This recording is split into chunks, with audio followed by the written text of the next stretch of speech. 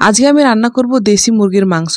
তো এখানে আমি 300 গ্রামের মতো দেশি মুরগির মাংস নিয়ে নিয়েছি, আর নিয়ে নিয়েছি 3টা মিডিয়াম সাইজের পেঁয়াজ, যেগুলোকে আমি কুচি কুচি করে কেটে নিয়েছি। তারপরে নিয়ে নিয়েছি 2টা রসুন, ওগুলোকেও আমি বেশ ভালোভাবে কুচি কুচি করে কেটে নিয়েছি। আর একটু আদা, আর 2টা এলাচ, আর 2টো তেজপাতা। তারপরে গ্যাসে একটা কড়াই বসিয়ে দিয়ে খুব ভালোভাবে হিট করে দিয়ে দিলাম পরিমাণ মতো সরিষার তেল। তেল একটু বেশি দিতে হবে, নাহলে কিন্তু মুরগির মাংস খেতে একদম ভালো লাগবে না। তারপরে দিয়ে দিলাম এলাচ আর তেজপাতা 2টো। তারপরে দিয়ে দিব পেঁয়াজগুলা।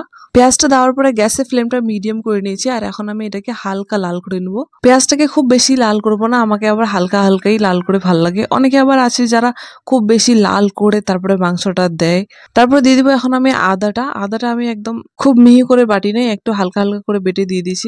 তারপরে দিয়ে দিলাম রসুন কুচিগুলো। তারপরে আদা রসুনটা দেওয়ার পরে আমি কিছুক্ষণ এটা কষিয়ে নেবো। এখানে আমি আদাটা দেওয়ার পরে মিনিমাম 2 মিনিটের মতো কষিয়ে নিয়েছি, যাতে আদার যে কাঁচা কাঁচা গন্ধটা আছে ওটা চলে যায়। তারপরে দিয়ে দিব মাংসটা দেওয়ার পরে একটু নাড়াচাড়া করে আমি দিয়ে দিব এখন পরিমাণ মতো লবণ, হলুদ, মরিচের গুঁড়ো আর মশলাপাতির মধ্যে আমি এখানে এনেছি গোলমরিচ, ছোট এলাচ, বড় এলাচ, জিরা আর কয়েকটা লং আর একটু দালচিনি, সবগুলাকে হালকা করে ভেজে পাউডার বানিয়ে নিয়েছি। আর এখানে আমি 3 চামচের পরিমাণ মশলাটা দিয়ে দিয়েছি। তারপরে এখন আমি মাংসটাকে 20-25 মিনিটের মতো কষে নেব। কষার সময় একটু একটু করে জল দিব, আর জল দিয়ে দিয়ে কষতে থাকবো। মুরগি মাংস রান্না করলে কিন্তু অনেক ধৈর্য নিয়ে রান্না করতে হয়, কারণ এটা অনেকক্ষণ ধরে কষতে হয়।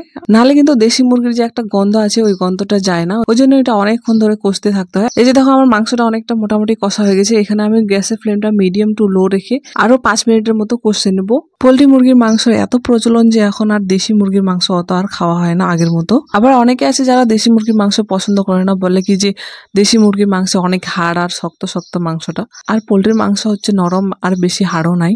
পোল্ট্রির মাংস খেতে ভালো হলেও দেশি মুরগির মাংসের মতো ওর মধ্যে গুণ নেই। দুটোর মধ্যে আকাশ পাতাল পার্থক্য আছে। কারণ দেশি মুরগির মাংস আমাদের দেহে ভালো পরিমাণে প্রোটিন সরবরাহ করার পাশাপাশি আমাদের শরীরের রোগ প্রতিরোধ ক্ষমতা বাড়িয়ে তুলতে সাহায্য করে। আমরা বাড়িতে মুরগি পুষি, তাই প্রত্যেকবার যখনই মুরগিগুলো বড় হতো আমরা বিক্রি করে দিতাম। আবার অনেক সময় এমনটাও হতো যে রোগ হয়ে যেত, আবার মরে যেত, আবার অনেক সময় হারিয়ে যেত। তাই এবার ভাবলাম যে আর বিক্রি করবো না, রান্না করে খেতে হবে। আর বেশি বড় হতে দিতে হবে না, বেশি বড় হতে দিলে হচ্ছে যে হারিয়ে যাচ্ছে, নাহলে রোগ হয়ে যাচ্ছে। তাই এটা ছোটই ছিল, ওই জন্য 300 গ্রামের মতো মাংস হয়েছে। অনেকক্ষণ কষার পরে আমি শেষে একটু জল দিয়ে ঢেকে 2 মিনিটের মতো রান্না করে নিয়েছি। তারপরে এই যে দেখো আমার রান্না একদম কমপ্লিট। খুব কম মশলাপাতি দিয়ে আর বিনা বাটাবাটির ঝামেলায় আমি মুরগির মাংসটা খুব সিম্পল ভাবে রান্না করে নিয়েছি। যে দেখো, যদি কোনোদিন খুব তাড়াহুড়া থাকে তাহলে এইভাবে রান্না করে নিতে পারো। এটা দেখতে যেমন সুন্দর লাগছে তেমন খেতেও বেশ স্বাদের। তো তোমাদেরকে রেসিপিটা কেমন লাগলো কমেন্ট করে অবশ্যই বলবে, আর যদি ভিডিওটা ভালো লেগে থাকে তাহলে একটা লাইক অবশ্যই করে দিবে।